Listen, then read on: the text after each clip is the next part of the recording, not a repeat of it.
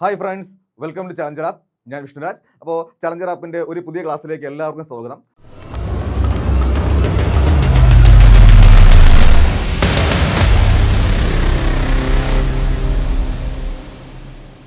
അപ്പം നമ്മളിന്ന് current അഫയേഴ്സാണ് discuss ചെയ്യുന്നത്. കറണ്ട് അഫയേഴ്സിൽ ഏറ്റവും പ്രധാനപ്പെട്ട ഏറ്റവും പുതിയ മാറ്റങ്ങളാണ് നമ്മൾ പഠിക്കാൻ പോകുന്നത്. അതായത് നമ്മുടെ കേന്ദ്രഭരണ പ്രദേശങ്ങളിൽ അധികാരികളിലൊക്കെ ചെറിയ മാറ്റങ്ങളൊക്കെ ഉണ്ടായി. നമ്മൾ അതാണ് പഠിക്കാൻ പോകുന്നത്. ഏറ്റവും പുതിയ ടോപ്പിക്കാണ്, ഏറ്റവും ഹോട്ട് ടോപ്പിക്കാണ്. അപ്പോൾ നമുക്ക് ക്ലാസ്സിലേക്ക് പോകാം.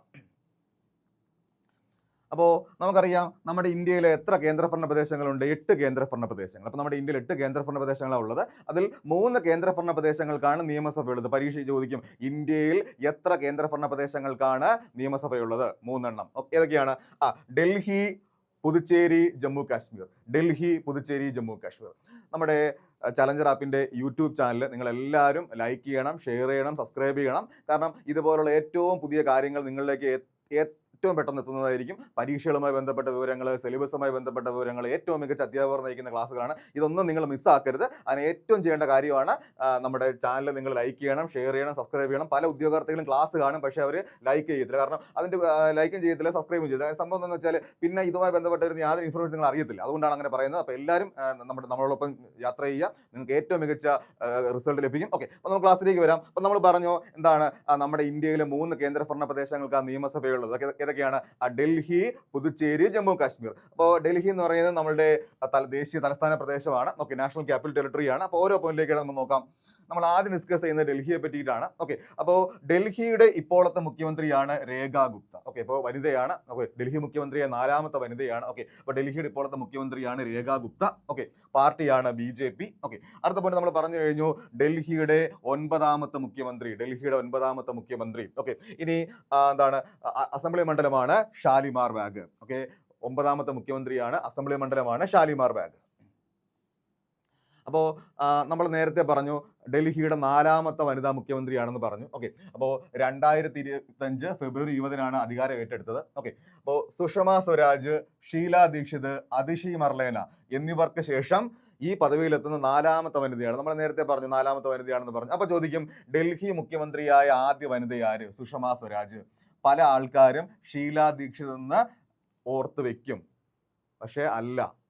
ഷീല ദീക്ഷിതിനേക്കാൾ മുൻപ് സുഷമ സ്വരാജ് ഡൽഹിയുടെ ആദ്യത്തെ വനിതാ മുഖ്യമന്ത്രിയായി. പലർക്കും മാറിപ്പോകുന്ന കാര്യമാണ്, ആശയക്കുഴപ്പം ഉണ്ടാകുന്ന കാര്യമാണ്. അപ്പോൾ ഷീല ദീക്ഷിതിന്റെ പേരാണ് നമ്മൾ കേട്ടിരിക്കുന്നത്, പക്ഷേ നമ്മുടെ ഷീല ദീക്ഷിത് മുഖ്യമന്ത്രി ആകുന്നതിന് മുൻപ് തന്നെ സുഷമ സ്വരാജ് മുഖ്യമന്ത്രി ആയിട്ടുണ്ട് ഡൽഹിയുടെ. അപ്പോൾ ഓർത്ത് വെച്ചിരിക്കുക, ഡൽഹിയുടെ മുഖ്യമന്ത്രിയായ ആദ്യ വനിതയാണ് സുഷമ സ്വരാജ്. ഓക്കെ, ഇനി ഞാൻ പറഞ്ഞു മാറ്റം വന്നു എന്ന് പറഞ്ഞു. ഓക്കെ, അപ്പോൾ ഏറ്റവും പുതിയ മാറ്റമാണ്, ഇന്നലെയാണ് മാറിയത്. അപ്പോൾ അതേ ചൂടിൽ നിങ്ങളുടെ മുന്നിലേക്ക് ക്ലാസ് എത്തുകയാണ്. ഓക്കെ, അപ്പോൾ നോക്കൂ, നമ്മുടെ കേന്ദ്രഭരണ പ്രദേശങ്ങളുടെ അധികാരി എന്ന് പറയുന്നത് ലെഫ്റ്റനന്റ് ഗവർണറാണ്. ഓക്കെ, അപ്പോൾ നോക്കൂ, ലെഫ്റ്റനന്റ് ഗവർണർ പുതിയ ആൾ വന്നു. ആളുടെ പേരാണ് തരൺജിത് സിംഗ് സന്ധു. ഓക്കെ, പുതിയ ആളുടെ പേരാണ് തരൺജിത് സിംഗ് സന്ധു. ഓക്കെ, വിനയ് കുമാർ സക്സേന ആയിരുന്നു ലെഫ്റ്റനന്റ് ഗവർണർ, അദ്ദേഹം മാറി. അദ്ദേഹത്തിന് പകരം ആര് വന്നു? തരൺജിത് സിംഗ് സന്ധുവിനെ നിയമിച്ചു. അപ്പോൾ വിനയ് കുമാർ സക്സേനയെ മറ്റൊരു കേന്ദ്രഭരണ പ്രദേശത്തിന്റെ ലെഫ്റ്റനന്റ് ഗവർണറായിട്ട് മാറ്റി. നമ്മൾ അടുത്ത പോയിന്റ് പറയും. ഓക്കെ, അപ്പോൾ ഇത്രയും ക്ലിയർ ആണ്. ഡൽഹി ഓക്കെ ആണ്. ഓക്കെ, അടുത്തത് ജമ്മു കാശ്മീർ. അപ്പം നമുക്കറിയാം ജമ്മു കാശ്മീർ എന്ന് പറയുന്നത് സംസ്ഥാനമായിരുന്നു. ആ ജമ്മു കാശ്മീർ എന്ന് പറയുന്ന സംസ്ഥാനത്തിനെ 2019 ഒക്ടോബർ 31 2 കേന്ദ്രഭരണ പ്രദേശങ്ങളാക്കി മാറ്റി. ജമ്മു കേന്ദ്രഭരണ പ്രദേശവും ലഡാക്ക് കേന്ദ്രഭരണ പ്രദേശവും. ഇന്ത്യയുടെ ചരിത്രത്തിൽ ആദ്യമായിട്ടാണ് ഒരു സംസ്ഥാനത്തിനെ കേന്ദ്രഭരണ പ്രദേശമാക്കി പുനഃസംഘടിപ്പിക്കുന്നത്. അപ്പോൾ അതിൽ ആ ജമ്മു കാശ്മീർ കേന്ദ്രഭരണ പ്രദേശത്തിന് നിയമസഭയുണ്ട്, ലഡാക്കിനില്ല. ഓക്കെ, അപ്പോൾ നമ്മൾ പറഞ്ഞു ജമ്മു കാശ്മീർ കേന്ദ്രഭരണ പ്രദേശത്തിന് നിയമസഭയുണ്ടെന്ന് പറഞ്ഞു. അപ്പോൾ നിയമസഭ ഉണ്ടായതുകൊണ്ട് മുഖ്യമന്ത്രിയുണ്ട്. ഓക്കെ, അപ്പോൾ ഓർത്ത് വെച്ചിരിക്കുക, നമ്മുടെ ജമ്മു കാശ്മീർ കേന്ദ്രഭരണ പ്രദേശത്തിന് ഇപ്പോഴത്തെ മുഖ്യമന്ത്രിയാണ് ഒമർ അബ്ദുള്ള. ഓക്കെ, ഒമർ അബ്ദുള്ള ഓർത്ത് വെച്ചിരിക്കുക, പ്രധാനപ്പെട്ട പോയിന്റ് ആണ്. ജമ്മു കാശ്മീർ കേന്ദ്രഭരണ പ്രദേശത്തിന് മുഖ്യമന്ത്രി ആര്? ഒമർ അബ്ദുള്ള. ഓക്കെ, അപ്പോൾ ജമ്മു കാശ്മീരിന്റെ 10ാമത് മുഖ്യമന്ത്രി. ജമ്മു കാശ്മീരിന്റെ 10ാമത് മുഖ്യമന്ത്രി. ഓക്കെ, 2024 ഒക്ടോബർ 16 അദ്ദേഹം അധികാരം ഏറ്റെടുത്തു. ഓക്കെ, സ്ഥാനം ഏറ്റെടുത്തു.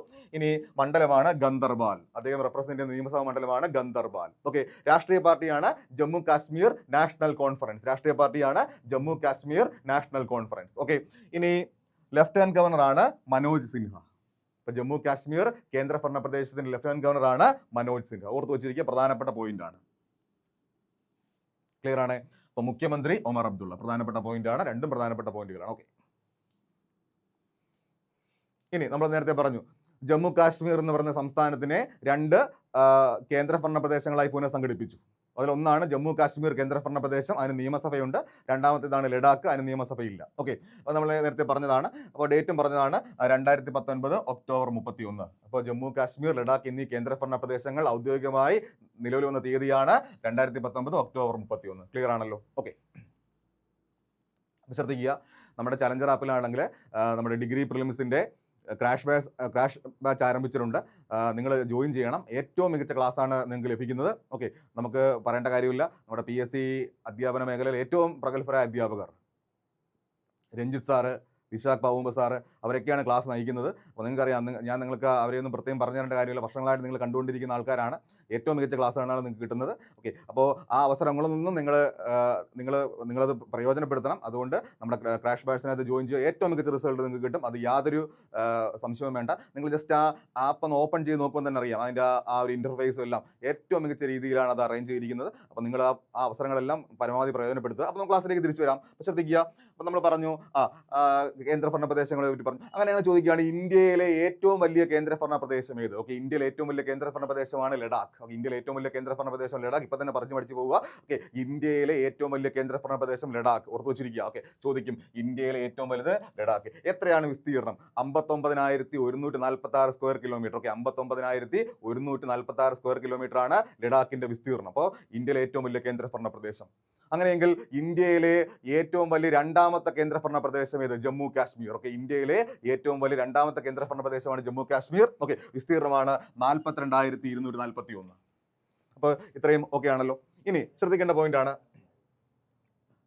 നമ്മൾ പറഞ്ഞു ഇന്ത്യയിലെ ഏറ്റവും വലിയ കേന്ദ്രഭരണ പ്രദേശമാണ് ലഡാക്ക് എന്ന് പറഞ്ഞു. ലഡാക്കിന്റെ ഇപ്പോഴത്തെ ലെഫ്റ്റനന്റ് ഗവർണറാണ് വിനയ് കുമാർ സക്സേന. അപ്പോൾ ഞാൻ പറഞ്ഞു ചിലരെ മാറ്റി പുതിയതായിട്ട് കൊണ്ടുവന്നു എന്നൊക്കെ പറഞ്ഞു. അപ്പോൾ ഈ വിനയ് കുമാർ സക്സേനയാണ് ലഡാക്കിന്റെ ഇപ്പോഴത്തെ ലെഫ്റ്റനന്റ് ഗവർണർ. ഇദ്ദേഹം മുമ്പ് ഡൽഹി ലെഫ്റ്റനന്റ് ഗവർണർ ആയിരുന്നു. ഇദ്ദേഹമാണ് മുമ്പ് ഡൽഹി ലെഫ്റ്റനന്റ് ഗവർണറായിട്ട് പ്രവർത്തിച്ചിരുന്നത്. അദ്ദേഹത്തിനെ ലഡാക്കിലേക്ക് മാറ്റി. ഓക്കെ, അപ്പോൾ ലഡാക്കിന്റെ പുതിയ ലെഫ്റ്റനന്റ് ഗവർണറാണ് വിനയ് കുമാർ സക്സേന. ഓക്കെ, കവീന്ദർ ഗുപ്തയായിരുന്നു ലെഫ്റ്റനന്റ് ഗവർണർ, അദ്ദേഹത്തെ മാറ്റി. പുതിയ ആളുടെ പേരാണ് വിനയ് കുമാർ സക്സേന. ഡൽഹിയുടെ ലെഫ്റ്റനന്റ് ഗവർണർ ആയിരുന്നു, ഡൽഹിയിൽ നിന്ന് ലഡാക്കിലേക്ക് മാറ്റി, ട്രാൻസ്ഫർ ചെയ്തു. ഓക്കെ, അപ്പോൾ അതാണ് എൻ്റെ പ്രത്യേകത. വിസ്തീർണം എല്ലാം ഓർത്ത് വെച്ചിരിക്കുക. ഇനി പുതുച്ചേരി മുഖ്യമന്ത്രിയാണ് എൻ രംഗസ്വാമി. ഓക്കെ, പുതുച്ചേരി കേന്ദ്രഭരണ പ്രദേശത്തിന്റെ മുഖ്യമന്ത്രിയാണ് എൻ രംഗസ്വാമി. ഓക്കെ, ഇനി പുതുച്ചേരിയുടെ 9ാമത്തെ മുഖ്യമന്ത്രി. ഓക്കെ, പുതുച്ചേരിയുടെ 9ാമത്തെ മുഖ്യമന്ത്രിയാണ് അദ്ദേഹം. 2021 മെയ് 7 അദ്ദേഹം സ്ഥാനം ഏറ്റെടുത്തു, മുഖ്യമന്ത്രിയുടെ സ്ഥാനം ഏറ്റെടുത്തു. ഓക്കെ, ഇനി അദ്ദേഹത്തിന്റെ മണ്ഡലമാണ് തട്ടഞ്ചാവടി. ഓക്കെ, അദ്ദേഹം റെപ്രസെന്റ് ചെയ്യുന്ന മണ്ഡലമാണ് തട്ടഞ്ചാവടി. ഓക്കെ, അദ്ദേഹത്തിന്റെ രാഷ്ട്രീയ പാർട്ടിയാണ് All India NR Congress. Okay, All India NR Congress. Full നെയിമാണ് ഓൾ ഇന്ത്യ എൻ രംഗസ്വാമി കോൺഗ്രസ്. ഒരു പ്രത്യേകതയുണ്ട്, നമ്മുടെ പുതുച്ചേരി കേന്ദ്രഭരണ പ്രദേശത്തിന്റെ ലെഫ്റ്റനന്റ് ഗവർണർ ഒരു മലയാളിയാണ്. അദ്ദേഹത്തിന്റെ പേരാണ് കെ കൈലാസനാഥൻ, അല്ലെങ്കിൽ കുനിയിൽ കൈലാസനാഥൻ. ഓക്കെ, അപ്പോൾ കെ കൈലാസനാഥൻ അല്ലെങ്കിൽ കുനിയിൽ കൈലാസനാഥനാണ് ഇപ്പോഴത്തെ ലെഫ്റ്റനന്റ് ഗവർണർ. ഓക്കെ, മലയാളിയാണ്. അപ്പൊ ചോദിക്കും, മലയാളി ആയതുകൊണ്ട് ചോദിക്കും, ഓക്കെ, എന്താണ് പുതുച്ചേരി കേന്ദ്രഭരണ പ്രദേശത്തിന്റെ നിലവിലെ ലെഫ്റ്റനന്റ് ഗവർണർ ആര്? കെ കൈലാസനാഥൻ. മുൻ IAS ഉദ്യോഗസ്ഥനാണ്. ഓക്കെ, മുൻ IAS ഉദ്യോഗസ്ഥനാണ്. അദ്ദേഹമാണ് ഇപ്പോഴത്തെ നമ്മുടെ പുതുച്ചേരിയുടെ ലെഫ്റ്റനന്റ് ഗവർണർ. കോഴിക്കോട് ജില്ലയിലെ വടകര സ്വദേശിയാണ് അദ്ദേഹം. ഓക്കെ, അദ്ദേഹമാണ് ഇപ്പോഴത്തെ പുതുച്ചേരി കേന്ദ്രഭരണ പ്രദേശത്തിന്റെ ലെഫ്റ്റനന്റ് ഗവർണർ. ഓക്കെ, ക്ലിയർ ആണല്ലോ. ഇനി നമ്മുടെ ഇന്ത്യയിലെ ഏറ്റവും ചെറിയ കേന്ദ്രഭരണ പ്രദേശമാണ് ലക്ഷദ്വീപ്. നമ്മുടെ കേരളവുമായിട്ട് വളരെ വ്യക്തിബന്ധമുള്ള ഒരു കേന്ദ്രഭരണ പ്രദേശമാണ് ലക്ഷദ്വീപ്. ഓക്കെ, അപ്പോൾ ഓർത്ത് വച്ചിരിക്കുക, കോഴിക്കോട് രാജവംശമായിരുന്നു അതിൻ്റെ അധികാരികൾ. അപ്പോൾ നമ്മുടെ ഇന്ത്യയിലെ ഏറ്റവും ചെറിയ കേന്ദ്രഭരണ പ്രദേശമാണ് ലക്ഷദ്വീപ്. ഓക്കെ, 32 സ്ക്വയർ കിലോമീറ്റർ ആണ് വിസ്തീർണം. അതുകൊണ്ടാണ് പറയാൻ കാരണം. അപ്പോൾ ഇന്ത്യയിലെ ഏറ്റവും ചെറിയ കേന്ദ്രഭരണ പ്രദേശം ലക്ഷദ്വീപ്, 32 സ്ക്വയർ കിലോമീറ്റർ ആണ് വിസ്തീർണം. ഓക്കെ, ഇനി അതിൻ്റെ അതിൻ്റെ അഡ്മിനിസ്ട്രേറ്റർ ആണ് പ്രഫുൽ കോട പട്ടേൽ. ഓക്കെ, അപ്പോൾ ലക്ഷദ്വീപ് കേന്ദ്രഭരണ പ്രദേശത്തിന്റെ അഡ്മിനിസ്ട്രേറ്റർ ആണ് പ്രഫുൽ കോട പട്ടേൽ. ഇദ്ദേഹം മറ്റൊരു കേന്ദ്രഭരണ പ്രദേശത്തിനുടെ അഡ്മിനിസ്ട്രേറ്റർ ആണ്. അത് അവിടെ ആ സമയം പറയാം. ഓക്കെ, അപ്പോൾ പ്രഫുൽ കോട പട്ടേൽ 2 കേന്ദ്രഭരണ പ്രദേശങ്ങളുടെ അഡ്മിനിസ്ട്രേറ്റർ ആണ്. ഒന്ന് ലക്ഷദ്വീപാണ്. ഓക്കെ, അടുത്തത് ദാദർ നഗർ ഹവേലി ദാമൻ ദ്വീപ്. അത് ആ പോയിന്റ് പറയുമ്പോൾ പറയാം. ഓക്കെ, ഓർത്ത് വെച്ചിരിക്കുക, പരീക്ഷയ്ക്ക് ചോദിക്കും. ലക്ഷദ്വീപ് കേന്ദ്രഭരണ പ്രദേശത്തിന്റെ അഡ്മിനിസ്ട്രേറ്റർ ആര്? പ്രഫുൽ കോട പട്ടേൽ. ഓക്കെ, ഇനി നമുക്കാണെങ്കിൽ ഓരോ നമ്മുടെ 8 കേന്ദ്രഭരണ പ്രദേശങ്ങളുടെയും അധികാരികളെ പറ്റി ഒന്ന് അറിഞ്ഞിരിക്കാം. ഓക്കെ, ഇനി ലഫ്റ്റനന്റ് ഗവർണർമാർ ഉള്ള കേന്ദ്രഭരണ പ്രദേശങ്ങൾ. ഇപ്പോൾ കേന്ദ്രഭരണ പ്രദേശങ്ങളുടെ അധികാരികൾ 2 തരമുണ്ട്. ഒന്ന് ലെഫ്റ്റനന്റ് ഗവർണർമാരും ഒന്ന് അടുത്തത് അഡ്മിനിസ്ട്രേറ്റർമാരും. ഓക്കെ, അപ്പോൾ നമ്മളിനി പഠിക്കാൻ പോകുന്നത് ലെഫ്റ്റനന്റ് ഗവർണർമാർ അധികാരികളായിട്ടിരിക്കുന്ന കേന്ദ്രഭരണ പ്രദേശങ്ങളാണ്. ഓക്കെ, ആൻഡമാൻ നിക്കോബാർ ദ്വീപുകൾ. ആൻഡമാൻ നിക്കോബാർ കേന്ദ്രഭരണ പ്രദേശമാണ്. അതിൻ്റെ ലെഫ്റ്റനന്റ് ഗവർണറാണ് DK ജോഷി. മുൻ നാവികസേനാ മേധാവിയായിട്ടുള്ള അഡ്മിറൽ DK ജോഷിയാണ് നമ്മളുടെ ആൻഡമാൻ നിക്കോബാർ ദ്വീപുകളുടെ ഇപ്പോഴത്തെ ലെഫ്റ്റനന്റ് ഗവർണർ. ക്ലിയർ ആണ്. ഇനി ഡൽഹി നമ്മൾ നേരത്തെ പറഞ്ഞു, തരൺജിത് സിംഗ് സന്ധു നമ്മൾ നേരത്തെ പറഞ്ഞു. ഓക്കെ, ഇനി ജമ്മു കാശ്മീർ മനോജ് സിൻഹ നമ്മൾ നേരത്തെ പറഞ്ഞ പോയിന്റാണ്. ലഡാക്ക് വിനയ് കുമാർ സക്സേന, പുതുച്ചേരി K കൈലാസനാഥൻ. ഓക്കെ, ഈ പോയിന്റുകൾ നമ്മൾ നേരത്തെ പറഞ്ഞതാണ്. ഇപ്പോൾ ഇത്ര ആളുകളാണ് എന്താണ് ലെഫ്റ്റനന്റ് ഗവർണർമാരായിട്ടിരിക്കുന്ന കേന്ദ്രഭരണ പ്രദേശങ്ങൾ. ഓക്കെ, ഇനി അഡ്മിനിസ്ട്രേറ്റർമാരുള്ള കേന്ദ്രഭരണ പ്രദേശങ്ങൾ. ഓക്കെ, അഡ്മിനിസ്ട്രേറ്റർമാരുള്ള കേന്ദ്രഭരണ പ്രദേശങ്ങളാണ് ചണ്ഡീഗഡ്. ഇപ്പോഴത്തെ അഡ്മിനിസ്ട്രേറ്ററാണ് ഗുലാബ് ചന്ദ് കട്ടാരിയ. ഓക്കെ, അപ്പോൾ ഗുലാബ് ചന്ദ് കട്ടാരിയാണ് ഇപ്പോഴത്തെ ചണ്ഡീഗഡിന്റെ അഡ്മിനിസ്ട്രേറ്റർ. ഓക്കെ, ഇനി ദാദ്ര നഗർ ഹവേലി ദാമൻ ദിയു നമ്മൾ നേരത്തെ പറഞ്ഞു പ്രഫുൽ കോട പട്ടേൽ. ഓക്കെ, അപ്പോൾ പ്രഫുൽ കോട പട്ടേൽ 2 കേന്ദ്രഭരണ പ്രദേശങ്ങൾ അഡ്മിനിസ്ട്രേറ്റർ. അപ്പോൾ പ്രഫുൽ കോട പട്ടേൽ 2 കേന്ദ്രഭരണ പ്രദേശങ്ങൾ അഡ്മിനിസ്ട്രേറ്റർ ആണ്. ഓക്കെ, ഏതൊക്കെയാണ്? ദാദ്ര നഗർ ഹവേലി ദാമൻ ദിയു ആൻഡ് ലക്ഷദ്വീപ്. ഇത് എല്ലാം പ്രീവിയസ് ക്വസ്റ്റ്യൻസ് ആണ്, ഓർത്ത് വെച്ചിരിക്കുക. ഈ ലക്ഷദ്വീപ് അഡ്മിനിസ്ട്രേറ്ററിന്റെ കാര്യമൊക്കെ ധാരാളം നമ്മൾ ചോദിച്ചിട്ടുണ്ട്. ഓക്കെ, പ്രഫുൽ കോട പട്ടേൽ ധാരാളം വിവാദങ്ങളൊക്കെ അവിടെ ഉണ്ടായിട്ടുണ്ട്, അതുകൊണ്ടാണ് പറയാൻ കാരണം. ഓക്കെ, ഇനി നമ്മുടെ ഇന്ത്യയിൽ ഏറ്റവും അവസാനമായി രൂപീകരിച്ച കേന്ദ്രഭരണ പ്രദേശമാണ് ദാദ്ര നഗർ ഹവേലി ദാമൻ ദിയു കേന്ദ്രഭരണ പ്രദേശം. അപ്പോൾ മുൻപുണ്ടായിരുന്ന 2 കേന്ദ്രഭരണ പ്രദേശങ്ങളെ ഭരണസൗകര്യത്തിന് വേണ്ടി ഒന്നാക്കി മാറ്റി. ദാദ്ര നഗർ ഹവേലി വ്യത്യസ്ത കേന്ദ്രഭരണ പ്രദേശമായിരുന്നു, ദാമൻ ദിയു വ്യത്യസ്ത കേന്ദ്രഭരണ പ്രദേശമായിരുന്നു. ഈ 2 വ്യത്യസ്ത കേന്ദ്രഭരണ പ്രദേശങ്ങളെ ഭരണ സൗകര്യത്തിന് വേണ്ടി ഒന്നാക്കി മാറ്റി. അതറിയപ്പെടുന്ന പേരാണ് ദാദ്ര നഗർ ഹവേലി ദാമൻ ദിയു കേന്ദ്രഭരണ പ്രദേശം. ഓക്കെ, അത് ഓർത്ത് വെച്ചിരിക്കുക. ഇനി 2 വ്യത്യസ്ത കേന്ദ്രഭരണ പ്രദേശങ്ങൾ ഒന്നാക്കി മാറ്റി. അപ്പോൾ അത് രൂപീകരിച്ച ഡേറ്റ് ചോദിക്കും. ഈ 2 കേന്ദ്രഭരണ പ്രദേശങ്ങളെ ഒന്നാക്കി മാറ്റിയ ഡേറ്റ് ആണ് 2020 ജനുവരി 26. അപ്പോൾ എന്താണ് ദാദ്ര നഗർ ഹവേലി ദാമൻ ദിയു കേന്ദ്രഭരണ പ്രദേശങ്ങൾ രൂപീകരിച്ച തീയതിയാണ് 2020 ജനുവരി 26. അതായത് പറഞ്ഞല്ലോ, ഭരണ സൗകര്യത്തിന് വേണ്ടി 2 വ്യത്യസ്ത കേന്ദ്രഭരണ പ്രദേശങ്ങളെ ഒന്നാക്കി മാറ്റി. ദാദ്ര നഗർ ഹവേലി എന്ന് പറയുന്ന വ്യത്യസ്ത കേന്ദ്രഭരണ പ്രദേശത്തെയും ദാമൻ ദിയു എന്ന് പറയുന്ന വ്യത്യസ്ത കേന്ദ്രഭരണ പ്രദേശത്തെ ഒന്നാക്കി മാറ്റി. ഇപ്പോൾ ഒറ്റ പേരിലാണ് അറിയപ്പെടുന്നത് ദാദ്ര നഗർ ഹവേലി ദാമൻ ദിയു കേന്ദ്രഭരണ പ്രദേശം. ക്ലിയർ ആണല്ലോ. അപ്പോൾ നമുക്കിനി കേന്ദ്രഭരണ പ്രദേശങ്ങളെ പറ്റി പറയുന്ന സമയത്ത് അവരുടെ തലസ്ഥാനങ്ങൾ കൂടി അറിഞ്ഞിരിക്കണം. ഓക്കെ, ശ്രദ്ധിക്കുക.